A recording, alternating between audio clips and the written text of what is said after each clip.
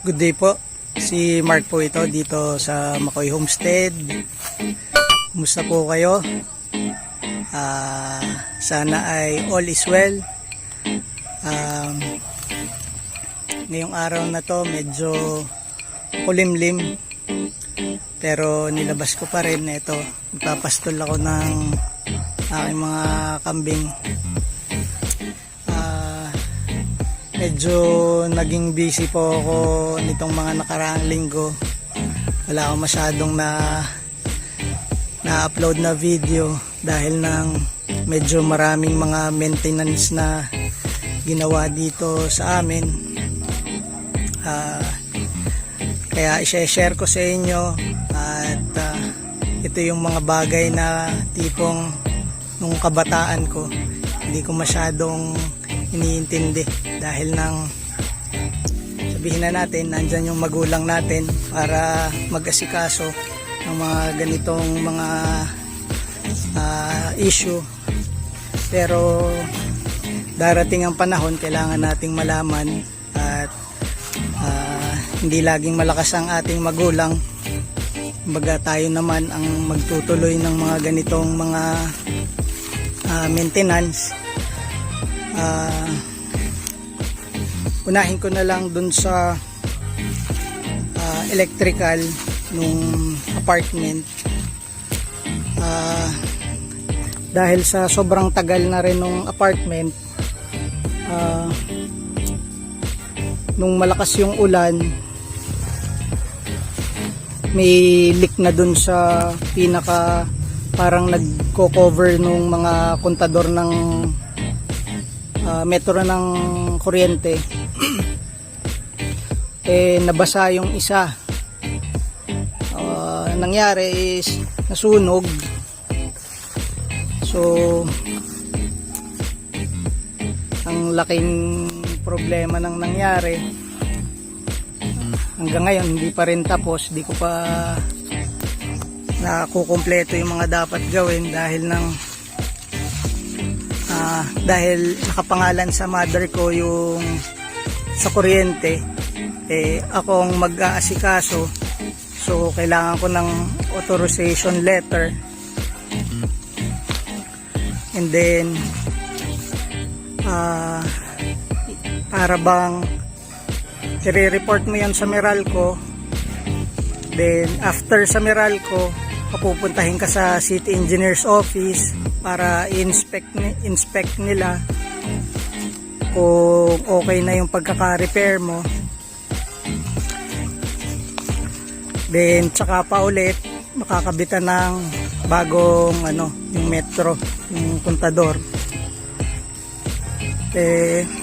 Habang ginagawa nga nila, parang nagsimula sila ng umaga, then binago na nila kasi yung hindi ko alam kung ano yung mga tawag dun sa mga may parang box na dun lahat nagmimit lahat ng mga wire bago pa papunta sa may metro.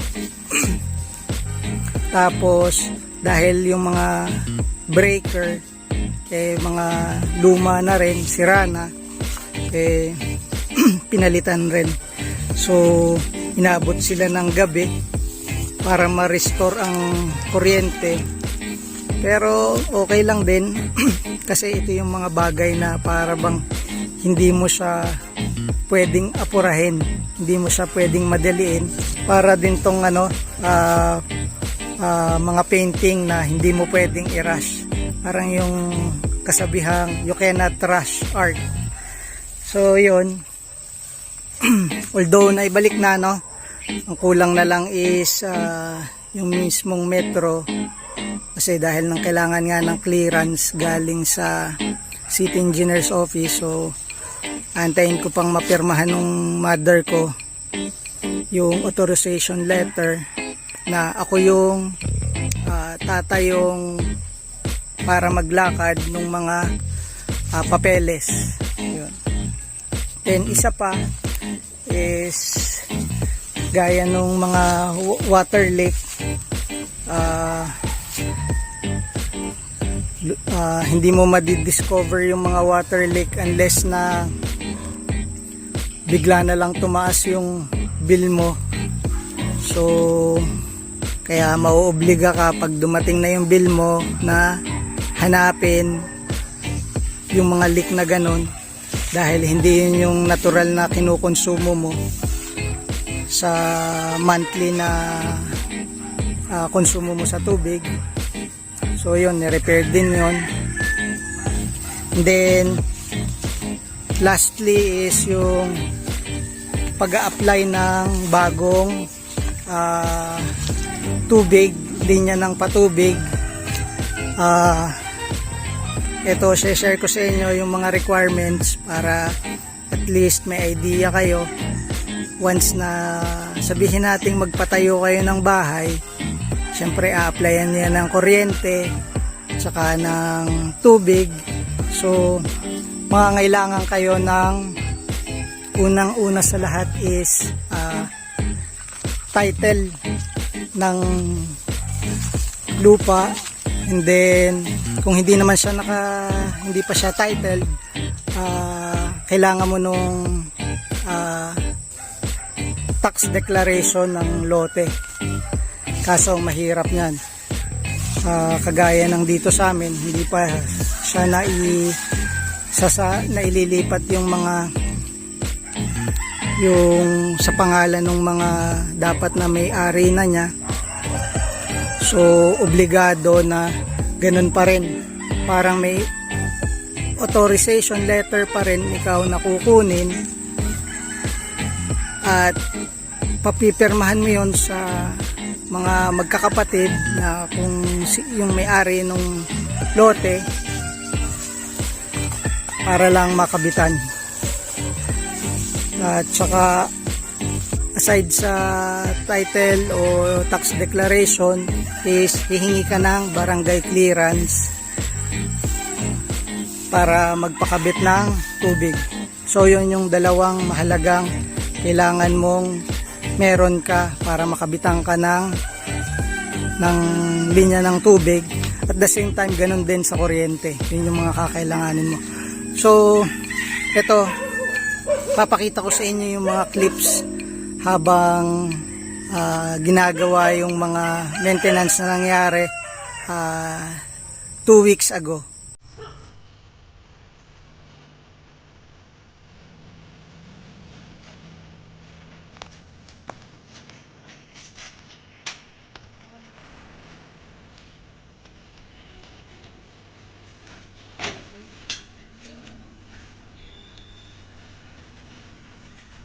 Yun, may ilaw na siya, no, Ining. Ay, nakasara na rin.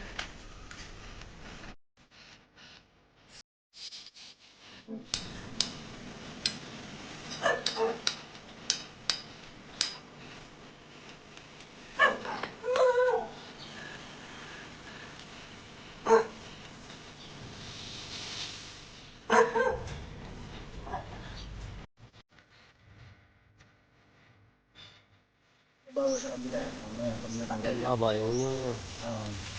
Hindi mo pa rin makahanap. Tandang mo.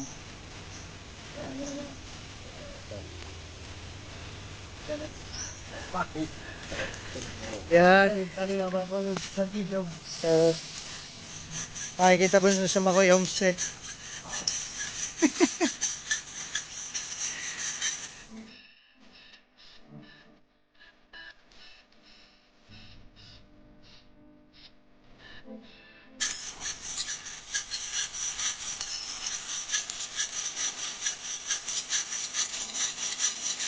Oops, wala ka para yan.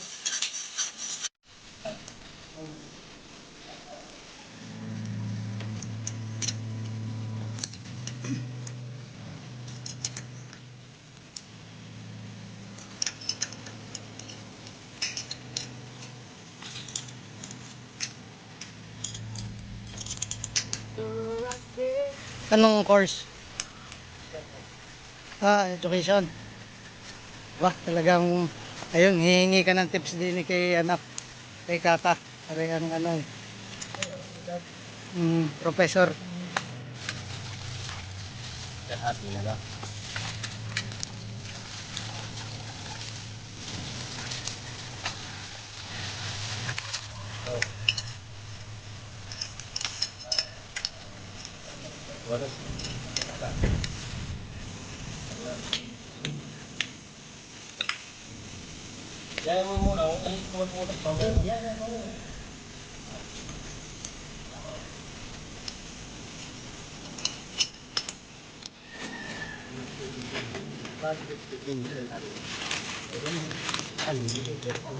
Tinan mo.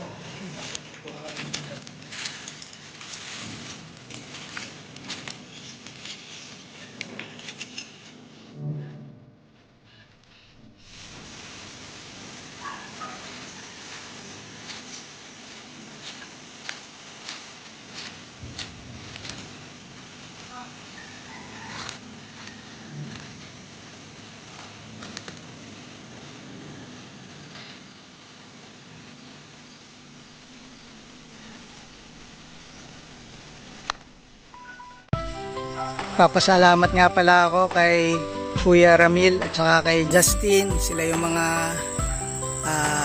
electrician nag-repair nung electrical nung apartment. And then kay Kuya Sotik, siyang nag-repair nung water leak. Tapos yung dun naman sa pagpapakabit ng bagong linya ng tubig, nagpapasalamat ako kay Kuya Bing, saka kay Maestro, saka yung anak ni Kuya Bing na si Jet.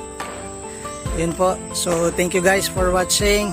Sana po na-enjoy nyo and may nakuha kayong information na magagamit nyo balang araw once na may issue kayong naranasang ganito. At the same time, at kung kailangan nyo mag-apply ng bagong linya ng kuryente or tubig, yun po ang mga kailangan nyo. So paano po? Kita na lang tayo ulit sa sunod na video.